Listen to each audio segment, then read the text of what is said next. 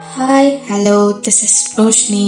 எல்லாருக்காகவும் இப்போ நான் ஒரு சூப்பரான ஸ்டோரி ஒன்று எடுத்துகிட்டு வந்திருக்கேன். நானும் இப்போ தான் இந்த ஸ்டோரியை படிக்கிறேன். உங்களுக்கும் அதை அப்டேட் பண்ணணும்னு ஆசைப்பட்றேன். ஸ்டோரி பேர் த அதர் வேர்ல்ட்லி மேரேஜ். உங்கள் கூட சேர்ந்து படிக்கிறேன், நீங்களும் என் கூட சேர்ந்து கதையை கேளுங்க. டோட்டலாக ஒரு 60 எபிசோட் முடிஞ்ச வரைக்கும் கவர் பண்ணிடுறேன். ஸோ இப்போ நம்ம ஸ்டோரிக்குள்ளே போகலாமா? ஸ்டார்டிங்கில் ஒரு பர்சன் ரொம்ப பர்வர்டாக்கோட லிப்ஸ் ரொம்ப ஸ்மாலாக இருக்குது, ஆனால் பரவாயில்ல, அது என் டேஸ்ட்டுக்கு ரொம்ப நல்லா சூட் ஆகுது அப்படின்ற மாதிரி பேசுகிறான்.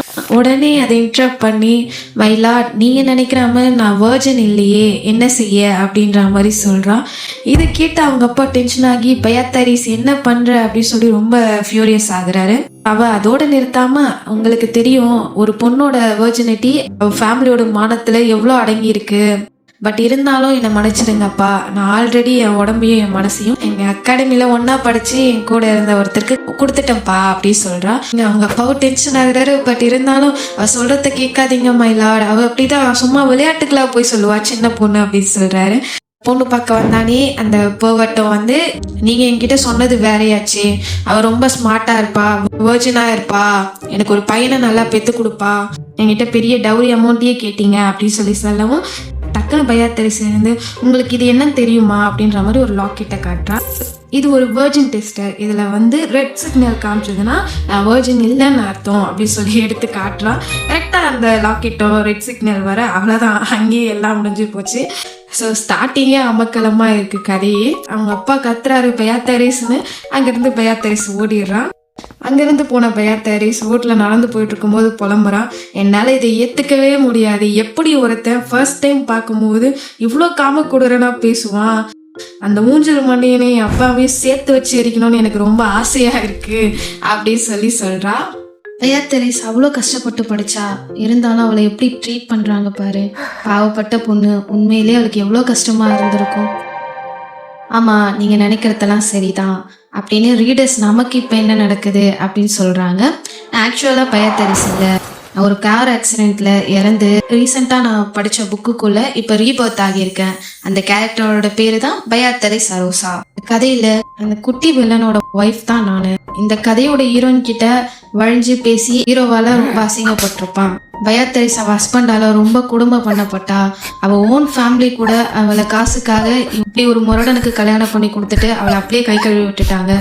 ஸோ மனசு நொந்து போன பயாத்தரிஸ் லாஸ்ட்டாக வேற வழி இல்லாமல் சூசைட் பண்ணி இறந்துட்டா. இதெல்லாமே அந்த குட்டி வில்லன் எப்படிப்பட்ட மோசமானவன் அப்படின்னு சொல்லி காட்டுறதுக்காக ஜஸ்ட் ஃபியூ லைன்ஸ்ல பயாத்தரிஸோட லைஃப் இருந்திருக்கும், அவ்வளவுதான். இப்ப நல்ல வேலை இந்த கதை இன்னும் ஸ்டார்ட் ஆகல, இல்லைன்னா அந்த ஸ்விங் மன்னனுக்கு எனக்கு கல்யாணம் பண்ணி இருப்பாங்க, நான் இன்னும் கஷ்டப்பட்டிருப்பேன். ஆக்சுவலா இதுல ஒரு நல்ல விஷயம் இருக்கு. எனக்கு பயாத்தரிஸோட மெமரிஸும் அவளோட நாலேஜும் இருந்துச்சு. அதை வச்சு தான் இப்போ ஒரு ஃபேக்காக ஒரு மேஜிக் டூலை யூஸ் பண்ணி நான் வேர்ஜின் இல்லைன்னு அவங்கள நம்ப வச்சுட்டேன். சூப்பர், கண்டிப்பாக நான் அந்த ஸ்டூபிட் கவுண்டை எக்காரந்து கொண்டு கல்யாணம் பண்ணிக்க மாட்டேன். இப்போ உடனே என்னோட நெக்ஸ்ட் பிளானுக்கு ரெடி ஆகுறேன் அப்படின்னு சொல்லி ரொம்ப சேரப்பாக்குறேன். நெக்ஸ்ட் சீன்லேயே பார்த்தா ஒரு ரெஸ்டாரண்ட்டில் உட்காந்துருக்கா. அவகிட்ட என்னை எதுக்கு பார்க்க வந்தீங்க அப்படின்னு சொல்லி ஒரு சூப்பர் ஹேண்ட்ஸம் மேன் கேட்குறான். அவனை பார்க்கும்போதே தெரியுது அவர் தான் நம்ம கதையோட ஹீரோ. அவர் இந்த கதையில ஹீரோவுக்கும் சப் ஹீரோ, அதாவது செகண்ட் ஹீரோ அப்படின்னு சொல்லுவாங்கல்ல, அவரு தான். அவர் டியூக் ஆஃப் நார்த், அதாவது நார்த்ல இருக்க டெரிட்டரியும் பார்க்குற ஒரு டியூக் பட்டம் வச்சிருக்கிறவர் ரெசாலன் எட்டனாஸ். பயாத்தரிஸும், கிரேஸ், நீங்கள் எனக்காக டைம் ஸ்பெண்ட் பண்ணி இங்கே வந்ததுக்காக ரொம்ப நன்றி. உங்களுக்கு ஆல்ரெடி தெரியும் நம்ம 2 பேரும் ஒரே அகாடமியில் தான் படித்தோம், பட் நீங்கள் என்னோட சீனியர். ஸோ அதனால தான் இப்போ உங்ககிட்ட ஒரு ப்ரொப்போசலுக்காக நான் லெட்டர் அனுப்புனேன். சடன் ஃபோர்ஸோட ப்ளீஸ் என் கூட கான்ட்ராக்ட் மேரேஜ் பண்ணிக்கோங்க அப்படின்னு சொல்லி கான்ட்ராக்ட் மேரேஜோட லெட்டரை எடுத்து வைக்கிற டேபிளில். ருசாலனும் என்னது கான்ட்ராக்ட் மேரேஜா அப்படின்னு சொல்லி கொஸ்டினோட பார்க்க, ஆமாம் ஜஸ்ட் ஒரு 1 இயருக்கு தான், அதுக்கப்புறம் நீங்கள் என்ன டைவர்ஸ் பண்ணிடலாம் அப்படின்னு சொல்லி கான்ஃபிடென்ட்டாக சொல்கிறான். ஹீரோ அவளை அப்படியே பார்த்துட்டு, ஏன் இப்படி ஒரு ப்ரொப்போசலை ரெடி பண்ணியிருக்கீங்க அப்படின்னு சொல்லி கேட்க, ஹீரோயினியும் அப்போ தான் அவளோட சிச்சுவேஷனை எக்ஸ்பிளைன் பண்ணுறான். இப்போ என் வீடு ரொம்ப கடனில் இருக்குது, எங்கள் அப்பா பிஸ்னஸ் பண்ணுறேன்னு சொல்லி அதை எல்லாத்தையும் லாஸ் பண்ணி இப்போ எல்லாத்தையும் வித்துட்டாரு. என் அண்ணனும் சிவில் எக்ஸாமுக்கு ட்ரை பண்ணுறேன்னு சொல்லிட்டு ஃபெயில் ஆகிட்டே இருக்கான். ஸோ நிலைமையை சமாளிக்க என்னை கல்யாணம் பண்ணி ஏதாச்சும் காசு பார்க்கலான்னு தான் எங்கள் அப்பா இப்போ மும்முரமாக இருக்காரு. எனக்கு அப்படிப்பட்ட லைஃப் வாழ சுத்தமாக விருப்பம் கிடையாது, அதனால தான் அப்படின்னு சொல்லவும், ஹீரோவும் ஓ அதனால தான் நான் சரியாக இருப்பேன்னு இப்படி ஒரு கான்ட்ராக்ட் மேரேஜை பற்றி வச்சியா அப்படின்னு சொல்லி கேட்க, ஆமா அப்படின்னு சொல்லி ஹீரோயினையும் ஒத்துக்கிறான். அவன் மைண்ட் வாய்ஸ்ல அது மட்டும் கிடையாது, ஃபியூச்சர்ல நீ வந்து ஹீரோயினை பார்த்தோன்னு அவளை லவ் பண்ண ஆரம்பிச்சிருவ, அதுக்கப்புறம் உன் லைஃப்ல எந்த பொண்ணையுமே நீ ஏறெடுத்து பார்க்க போறது இல்லை, அதனால இப்ப கல்யாணம் பண்ணாலும் உங்ககிட்ட இருந்து ஈஸியா டைவர்ஸ் வாங்கிடலாம், எனக்கு எந்த பிரச்சனையுமே இருக்காது, எனக்கு தெரியும் இப்ப எப்படியோ எனக்கு வந்து இன்ட்ரெஸ்ட் இல்லைன்னு சொல்லி ரிஜெக்ட் பண்ணிடுவீங்க, ஆனா என்கிட்ட ஒரு இம்பார்ட்டன்ட் இன்ஃபர்மேஷன் இருக்கு, அதை வச்சு எப்படியாச்சும் உங்களை கன்வின்ஸ் பண்ணுவேன் அப்படின்னு சொல்லி நினைக்க ஹீரோவும் சரி அப்படின்னு சொல்லி கேஷுவலா சொல்லிடுறான். ஹீரோயினி கன்ஃபியூஸ் ஆகி என்னது அப்படின்னு சொல்லி பார்க்க நீ சொன்ன மாதிரியே பண்ணிடலாம் ஒன்றும் பிரச்சனை இல்லை அப்படின்னு சொல்லி சொல்றானா. ஹீரோயினுக்கு ரொம்ப ஆச்சரியமா இருக்கு, எங்க சைன் பண்ணோம் அப்படின்னு சொல்லி கேட்க இவளுக்கு பதட்டம் ஆயிடுது. என்ன ஒத்துக்கிட்டீங்களா, அதுவும் உடனே ஒத்துக்கிட்டீங்களா அப்படின்னு சொல்லி கேட்க ஹீரோவும் என்ன பிரச்சனை இப்ப அதுல அப்படின்னு சொல்லி கேட்க நம்ம ஹீரோயினியும் இல்ல கோவத்துல டேபிளை தள்ளி கான்ட்ராக்ட் பேப்பரை கிழிச்சு திட்டுவீங்கன்னு நான் எதிர்பார்த்தேன் அப்படின்னு சொல்ல ஏன் அதெல்லாம் நான் பண்ணணுமா அப்படின்னு சொல்லி கேட்கறான். என்னது அப்படின்னு சொல்லிட்டு ஹீரோயினியும் இல்ல இல்ல இல்ல இல்ல இல்ல திடீர்னு பாக்குறேன்னு கூப்பிட்டு கான்ட்ராக்ட் மேரேஜ் அது இதுன்னு பேசுறேன், கிறுக்குத்தனமா ஏதோ பண்ணிக்கிட்டு இருக்கு அப்படின்னு சொல்லி டென்ஷன் ஆவாங்க அப்படின்னு சொல்லுவோம். அதுக்கும் ரஸ்லான் வந்து மேபி வேற யாராவது இருந்திருந்தா கண்டிப்பா அப்செட் ஆகிருப்பேன், நான்றதுனால எனக்கு பிரச்சனை இல்லை, ஒரே அகாடமிக்கு வேற போனோம்ல பரவாயில்லன்னு சொல்லிடுறான். ஹீரோயினியா ஆச்சரியமா அவனை பார்க்க ரிசல்ட்னா சைன் பண்ணியே கொடுத்துட்றான். ஹீரோயினியும் இது என்ன இவ்வளோ ஈஸியா முடிஞ்சிருச்சா, என்னால நம்பவே முடியல அப்படின்னு சொல்லி நினைக்கிறான். அடுத்த நிமிஷமே வேணாம் நமக்கு இந்த தாட்ஸே வேணாம், ஆல்ரெடி கதையை நம்ம மாற்ற முயற்சி பண்ணிட்டோம், இதுக்கப்புறம் இன்னும் வந்து நம்ம போட்டு குழப்பிக்க வேணாம் அப்படின்னு சொல்லிட்டு அவளுமே சைன் பண்ணிக்கிறான். இந்த ஒரு வருஷத்துல என்னென்ன நடக்குமோ அதோட ஹீரோயினியும் சூப்பர் இப்ப நான் வந்து சைன் பண்ணி கொடுத்துட்டேன், நம்ம கான்ட்ராக்ட போட்டுட்டோம், நான் இப்பவே என் வீட்டுல இருந்து வெளியே வந்துடுறேன் அப்படின்னு சொல்லி சொல்லவும் தாராளமா அப்படின்னு சொல்லி ஹீரோ சொல்லிடுறான். 2 பேரும் போறாங்க, அவங்களுக்காக வண்டி ரெடியா இருக்கு. ஹீரோவும் நீ ஃபர்ஸ்ட் கேஸ்டலுக்கு போ, நான் கொஞ்சம் வேலையெல்லாம் இருக்கு அதெல்லாம் முடிச்சுட்டு பொறுமையா வரேன் அப்படின்னு சொல்லிடுறான். ஆரம்பத்துல எல்லாமே கொஞ்சம் நம்புற மாதிரி இல்லைனாலும் பரவாயில்ல, அட்லீஸ்ட் நினைச்ச மாதிரியாவது போதில்ல, எல்லாம் வீடு குட் பை, இதுக்கப்புறம் இந்த இடத்துக்கே நான் வரமாட்டேன், இப்பவே இந்த வீட்டை தலை முழுகிட்டேன், நான் இன்னும் ஒரு வருஷத்துல ஜாலியா இருந்துட்டு டைவர்ஸ் வாங்கிட்டு இந்த கதை ஆரம்பிக்கும் போதெல்லாம் எங்கேயாவது கண்காணாத இடத்துக்கு போய் சந்தோஷமா இருப்பேன் அப்படின்னு சொல்லி ஹீரோ பயங்கர குஷியில இருக்கா. அதெல்லாம் தரமட்டமாக்குற மாதிரி இருக்கு அவனோட வீடை பார்த்ததும்.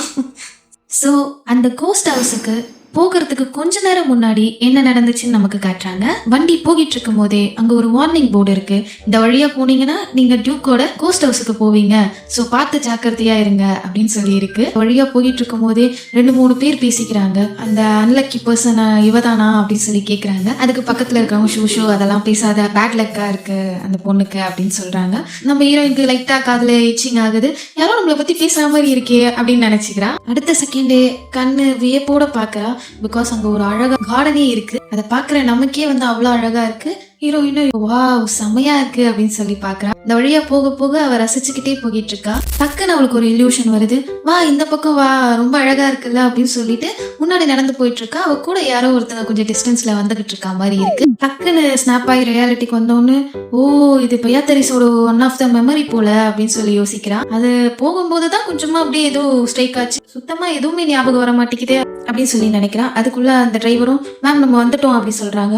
ஓ வந்துட்டோமா அப்படின்னு ஸோ இறங்கலான்னு போகும்போதே நல்ல வேலை நரகத்துல இருந்து தப்பிச்சு வந்துட்டோம், இனிமே நம்ம வாழ்க்கையே தலைகீழா மாற போகுது அப்படின்னு சொல்லிட்டு இறங்கி வந்து பாக்குறா. அவ எக்ஸ்பெக்ட் பண்ணாத மாதிரி ஒரு கோஸ்ட் ஹவுஸ் அங்க நிக்குது, பயங்கர அனுமானுஷமா இருக்கு. அவ பார்த்துட்டு என்னது இது அப்படின்னு சொல்லி பயங்கரமா கத்துறா. ரொம்ப கிரீப்பியா இருக்கிறத பார்த்துக்கிட்டே அந்த டிரைவர் கிட்ட இதுதான் நிஜமாலே டியூக் ஹவுஸா, நான் கரெக்டா தான் வந்தனா அப்படின்னு சொல்லி கேக்குறான். அதுக்குள்ள பார்த்தா அந்த வண்டியே காணோம், அவர் பிச்சுக்கிட்டு ஓடிக்கிட்டாரு. அட பாவி ஓடிட்டானே அப்படின்னு சொல்லி பாக்குறான். சரி வேற வழி இல்ல, இப்ப நம்ம போறதுக்கு வேற இடமும் கிடையாது, உள்ள போவோம் அப்படின்னு சொல்லிட்டு போய் கதவை லாக் பண்றான். உள்ள இருந்து ஒரு ஸ்ட்ரேஞ்சான ஸ்மெல் வருது. ரொம்ப நடுக்கத்தோடவே வேற வழி இல்லாம நடந்து போயிட்டு இருக்கா பயத்திலேயே. இந்த படத்துல எல்லாம் முதல்ல யாரு போறாங்களோ அவங்க தானே சாவாங்க, அதெல்லாம் தானே ஹாலிவுட்ல காட்டியிருக்காங்க. ஆனா நான் வந்திருக்கிறது நாவல் தானே, நான் சீக்கிரம் சாக மாட்டேன்ல நினைச்சுக்கிட்டே போக பார்த்தா அங்க ஒரு மெய்டு வந்து பிரிக்கிட்டு இருக்காங்க. அதை பார்த்தோன்னே இவளுக்கு ஒரு தெம்பு வர, பா நம்ம மனுஷால பாத்துட்டோம், எக்ஸ்கியூஸ் மீ அப்படின்னு சொல்லி கூப்பிடுறா சந்தோஷமா. பட் அவங்க திரும்பினா விகார மூஞ்சி ஒண்ணு இருக்கு, ஆனு கத்துறா பயங்கர ஷாக்கோட. டக்குன்னு பார்த்தா அவங்க காணாமலே போயிடுறாங்க. என்னது காணாம போயிட்டாங்க, இது என்ன எலியூஷனா அப்படின்னு சொல்லிட்டு பதறாங்க. அப்புறம் ஆமா இது எலியூஷன் தான், இதெல்லாம் உண்மையா இருக்காது அவளே சமாதானப்படுத்துறா. பட் பின்னாடி ஏதோ இருக்கு, என்னடா ஏதோ இருக்கா மாதிரி இருக்கு. திரும்பி பார்த்தா ஒரு எலும்பு கூட மூஞ்சி மட்டும் வர, அவ்வளவுதான் ஹீரோயினுக்கு மயக்கமே வந்துடுது. அங்கேயே மயங்கிடுறா. அப்படியே பார்த்து பெட்ல இருந்து கண்ணை முடிச்சு பாக்குறா. பதறி போய் ஆயின்னு கத்திக்கிட்டே எழுத்துக்க அங்க அந்த பட்லர் முடிச்சிட்டீங்களா அப்படின்னு சொல்றாரு. அவரு என்ன மன்னிச்சிருங்க, உங்களை வந்து என்னால பிக் பண்ணிக்க முடியல, என் பேரு ஹெட்பட்டு, இந்த வீட்டுல நான் பட்லரா இருக்கேன் அப்படின்னு இன்ட்ரோடியூஸ் பண்றாரு. பக்கத்துல பார்த்தா அந்த ஸ்கெல்டன் மெய்டு இருக்காங்க. ஹீரோயின் பதறிக்கிட்டா, அப்ப இதெல்லாம் கனவு கிடையாதா, உண்மையில இங்க ஒரு ஸ்கெல்டன் நிக்கிறா அப்படின்னு சொல்லி கேட்கறான். ஓ, உங்களுக்கு எலிசபெத் தெரிஞ்சிருக்கா, இவங்க தான் எலிசபெத், இவங்க தான் வந்து உங்களோட பர்சனல் மெய்டா இருக்க போறாங்க. அவர் ரொம்ப ஷை டைப்பு, பட் ரொம்ப நல்ல பொண்ணு அப்படின்னு சொல்றாரா. பின்னாடி இருந்து அந்த எலும்பு கூடு பிளஷ் ஆகி அவளை எட்டி பாக்குறா. நம்ம ஹீரோயினா, அப்ப நீங்களும் ஒரு கோஸ்ட் தானா அப்படின்னு சொல்லி கேட்கிறான். அதுக்கு எப்படி இல்ல நான் மனுஷன் தான் அப்படின்னு சொல்றாரா. இது உண்மையிலே டியூக் ஹவுஸ்னா, எதுக்காக கோஸ்ட் எல்லாம் இங்க இருக்கு அப்படின்னு சொல்லி ஹீரோயின் வந்து கேட்கிறான். அவர் சர்ப்ரைஸ் ஆயிட்டு, உங்களுக்கு இது தெரியவே தெரியாதா, தெரியாம தான் இங்க வந்தீங்களா, ரொம்ப வருஷத்துக்கு முன்னாடி இங்க நார்த்ல வந்து நிறைய விதமான கிரியேச்சர் மான்ஸ்டர்ஸ்லாம் இருந்துச்சு. அப்போ வந்து எம்பரரோட பெஸ்ட் ஃப்ரெண்டா இருந்தவர் தான் இந்த டெரிட்டரிக்கு வந்து சார்ஜ் எடுத்துக்கிட்டாரு. அவர் பேர் தான் ஹாஷர் எட்டனாஸ் அப்படின்னு சொல்றாங்க. அவர் மான்ஸ்டர்ஸ் எல்லாம் துரத்தி நாட்டோட எட்ஜ் வரைக்கும் கொண்டு வந்துட்டாரு. அதனால எம்பரர் வந்து அவருக்கு டியூக்கு அப்படின்ற ஒரு பட்டத்தை கொடுத்து அவரை கௌரவிச்சாங்க. அவர் டியூக் ஆனதுக்கு அப்புறம் அவர் இந்த கேஸ்டலுக்கு வந்தாரு. இந்த கேஸ்டலை பில்ட் பண்ணி இந்த கேஸ்டலுக்கும் அதர் வேர்ல்டுல இருக்கிறதுக்கு இந்த கிரியேச்சர்ஸ் இருக்கிறதுக்கும் சீல் வைக்கிறதுக்காக இந்த கேஸ்டலே கேட்டா மாத்தினாரு. பொதுவாகவே ஒரு ஸ்பிரிச்சுவல் கேட் இருக்குனாலே அங்க இருக்கிற மற்ற ஸ்பிரிட்ஸ் ஆகட்டும், கோஸ்ட் ஆகட்டும், அதை நோக்கி தான் வரும். அதனாலதான் வந்து இங்க நிறைய கோஸ்ட் எல்லாம் உலாவிட்டு இருக்கு. டைம் போக போக அந்த ஸ்பிரிட்ஸ் எல்லாம் மத்தவங்க கண்ணுக்கும் தெரியற அளவுக்கு வந்துச்சு. சோ அங்க இருந்து மக்கள் தெரிச்சே ஓடி போயிட்டாங்க. கடைசியா அந்த பட்லர் மட்டும் தான் அங்க இருந்தாங்க. இந்த கேஸ்டருக்குள்ள சுத்திட்டு இருந்த பேய்களே சர்வெண்டா ஆக்கிட்டாரு. அந்த பிளாஷ்பேக் சொல்லணும். ஒண்ணு நம்ம பையா தரிஸ் வந்து தலைக்கடியை பிடிச்சிக்கிட்டு, ஐயோ அப்ப இது உண்மையிலேயே ஒரு ஹாண்டட் மேன்ஷன் தானா அப்படின்னு சொல்லி கலர். இதுக்குதான் ஒரு கான்ட்ராக்ட போடுறாங்கன்னும் போது நல்லா கவனமா 1க்கு 10 தடவை யோசிச்சு போடணும்னு சொல்றது, இல்லைன்னா ஏன் நிலைமை தான் அப்படின்னு புலம்புறா. ஸோ சேஃப்டிக்காக உப்பையும் ஒரு ரெட் பீன்ஸையும் கேட்டு வாங்கிக்கிட்டு அதை எடுத்து சரி இப்போதைக்கு நம்ம போட்டு வைப்போம் அப்படின்னு சொல்லி போட்டுக்கிட்டு இருக்கா. அந்த கதவுக்கு பின்னாடி இருக்கிற நம்ம ஸ்கெல்டன் மெய்டு வந்து ரொம்ப பூரிப்போட பாக்குறா. அப்படியே பார்த்தா அவ பின்னாடி வந்து நிற்கவும் நம்ம ஹீரோயினுக்கு சென்ஸ் ஆகுது, யாரோ இருக்காங்களே, யாரு அப்படின்னு சொல்லிட்டு பின்னாடி திரும்பினா நம்ம ஸ்கெல்டன் நல்லா சிரிச்சுக்கிட்டே இருக்காங்களா. சரியான பயத்துல தூக்கி அந்த பீன்ஸ் அவங்க மூஞ்சிலே அடிச்சிடுறா ஹீரோயின். அந்த ஸ்கெல்டன் மேல பட்டு அப்படியே விழுது. அவளும் அப்படியே அவங்களும் அப்படியே பார்க்க ஒரு நிமிஷம் அங்க ஆக்வர்ட் ஆயிடுது. மாதிரி பாக்குறாங்களா பாவப்பட்டு. ஹீரோயின் உடனே சாரி அப்படின்னு சொல்ல வேகமா அந்த ஸ்கெல்டன் போயிடுறாங்க கதவை சாத்திட்டு. ஹீரோயின் தலையில கை வச்சுக்கிட்டு, இப்போ ரெட் பீன்ஸைய வச்சு கோஸ்டர் துரத்தலான்னு தானே சொன்னாங்க அப்படின்னு சொல்லிட்டு உட்காந்துக்கிட்டு இருக்கா. அப்ப டோர் நாக் பண்ற சவுண்டு கேக்குது. அவளும் பாக்குறா. ஒரு சின்ன பேப்பர் துண்டை வந்து ஸ்கெல்டன் அப்படியே ரூம்குள்ள வைக்கிறாங்க. அது கூடவே ஒரு பேர் ஆஃப் ஸ்லிப்பர்ஸ் இருக்கு. அதுல இதை போட்டுக்கோங்க, உங்களுக்கு ரெட் பீன்ஸ் வந்து உங்க காலை காயப்படுத்தாது அப்படின்னு சொல்லி எழுதி இருக்கு. ஹீரோயினுக்கு அப்பதான் ஃபீல் ஆகுது, உண்மையிலேயே அவங்க ரொம்ப நல்ல பர்சன் அப்படின்னு சொல்ல வந்து இல்ல நல்ல கோஸ்ட் அப்படின்னு சொல்லி முடிக்கிறா. அப்புறம் பார்த்தா கையில சிலுவையோட கொஞ்சம் பூண்டோட இதெல்லாம் வச்சு கண்டிப்பா நம்ம அமானுஷமான விஷயத்தை வந்து தடுத்துடலாம். ஆமா, இந்த ஸ்டோரி செட்டிங்ஸ் பிரகாரம் கண்டிப்பா இது ஒர்க் அவுட் ஆகும். குறிச்சுக்கிட்டு இருக்கா. எதுக்கு இந்த கார்லிக் அப்படின்னு சொல்லிட்டு ஒரு வயசான பாட்டி வந்து அவளுக்கு பின்னாடி இருந்து வராங்க. அவங்க கையில எடுத்து இதை இப்படிதான் பீல் பண்ணும் சொல்லி கொடுக்குறாங்க. நீ ட்ரை பண்ணு அப்படின்னு. அவளும் சரி அப்படின்னு சொல்லிட்டு, பட் மேடம் நீங்க எப்படி இங்க வந்தீங்க அப்படின்னு சொல்லி கேக்குறாளா. அவங்க சிரிச்சுக்கிட்டு ஸ்வீட்டா அப்படின்னு சொல்லி ஒரு மாதிரி கிரீப்பி ஆகுறாங்க.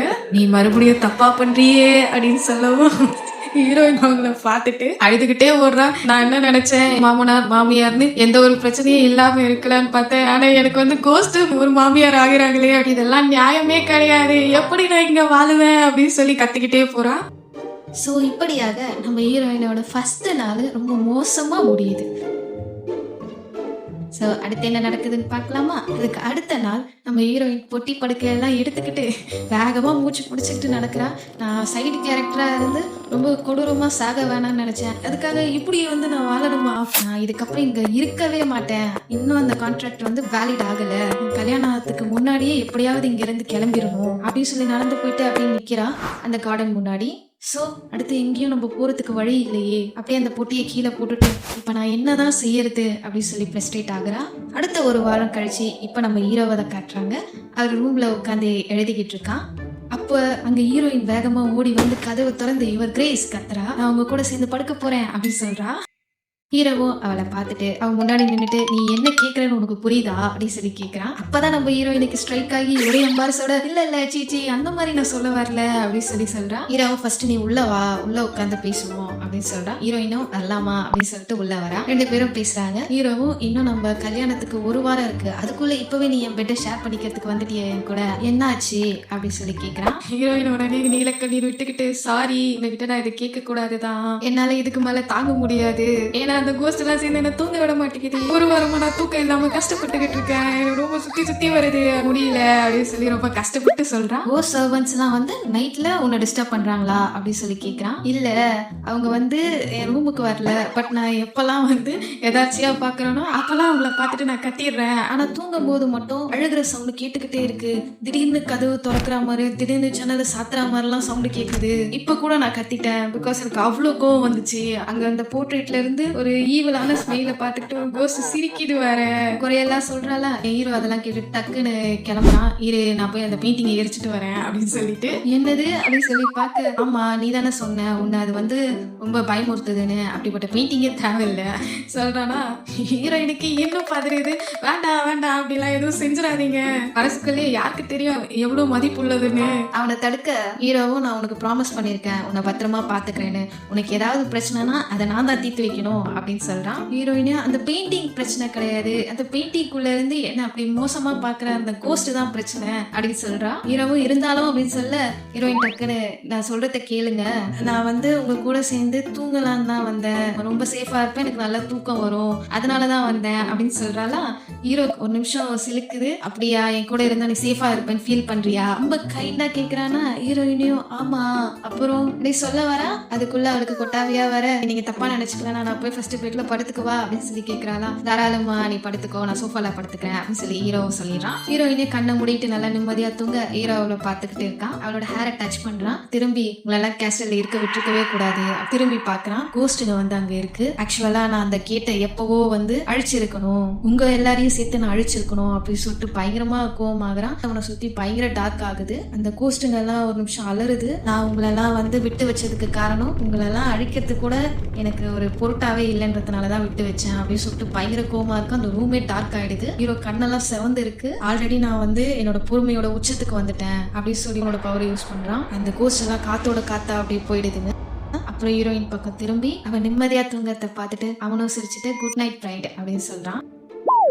அதுக்கப்புறம், எனக்கு தெரியல இப்ப நிஜமாலே நம்ம இப்படி கல்யாணம் பண்ணிக்கணுமா அப்படின்னு சொல்லிட்டு தலையில கிரீடத்தோட நம்ம ஹீரோயின் ரொம்ப அழகான வெட்டிங் ட்ரெஸ்ஸோட இருக்கா. பட் அவருக்கு இந்த மாதிரி கிராண்டா கல்யாணம் பண்ணணும்னு கேட்டுட்டாரு. ஸோ அதனால ஓகே தான் அப்படின்னு சொல்லிட்டு மிரர்ல பாக்குறான். இந்த கவுன் வந்து ரொம்ப கரெக்டா ஃபிட்டா இருக்கு, ரொம்ப ரஷ் பண்ணி தான் வந்து தைக்க சொல்லி வாங்கியிருப்பாரு. உடனே அங்க பட்லர் வந்து, மேடம் டைம் ஆயிடுச்சு அப்படின்னு சொல்றாங்க. ஓ இதோ வரேன் அப்படின்னு சொல்லிட்டு நம்ம ஹீரோயின் போறான். பார்த்தா நிறைய கெஸ்ட்டுங்க இருக்காங்க. ஹீரோ அங்க வந்து நின்றுகிட்டு இருக்காரு. நம்ம ஹீரோயின் என்ட்ரி ஆகுறாங்க. ஹீரோவும் கொஞ்சம் தூரத்துல கை நீட்டி கூப்பிட்டு நம்ம ஹீரோயினை அவனோட கையை பிடிச்சிக்கிறாங்க. 2 பேரும் பிரீஸ்டுக்கு முன்னாடி நிக்கிறாங்க. பிரீஸ்டும் அவங்களுக்கு நல்லபடியா கல்யாணம் பண்ணி வைக்கிறாரு. கையில ரிங்கு போடுறாங்க. ஃபைனலி கிஸ் பண்ணுங்க அப்படின்னு சொல்றாங்க. நம்ம ஹீரோயினையும், இப்ப இது முடிஞ்ச உடனே நம்ம அபிஷியலா நான் அவனுக்கு ஒய்ஃப், அவர் என்னோட ஹஸ்பண்ட் அப்படித்தானே அப்படின்னு சொல்லிட்டு பாக்குறா. ஹீரோ அவளோட வெளியில தூக்குறான். அதாவது அந்த முன்னாடி இருந்த துணியை தூக்கிட்டு, எனக்கு உன்னை சந்திச்சதுல ரொம்ப சந்தோஷம் அப்படின்னு சொல்றான். ஹீரோயின் அவனை அப்படியே பார்க்க, என்ன சொல்றீங்க அப்படின்னு சொல்லிட்டு புரியாம இருக்கா. ஹீரோவும் சிரிச்சுக்கிட்டே, ஒண்ணு இல்ல அப்படின்னு சொல்லிட்டு அவளை கிஸ் பண்றான். 2 பேரும் கிஸ் பண்ணிக்கிறாங்க. ஸோ அந்த வெட்டி நல்லா வெற்றிகரமா நிறைவு பூர்வமா முடிச்சது. இப்போ இவங்க 2 பேருக்கு கடைசியில கல்யாணம் ஆயிடுச்சு.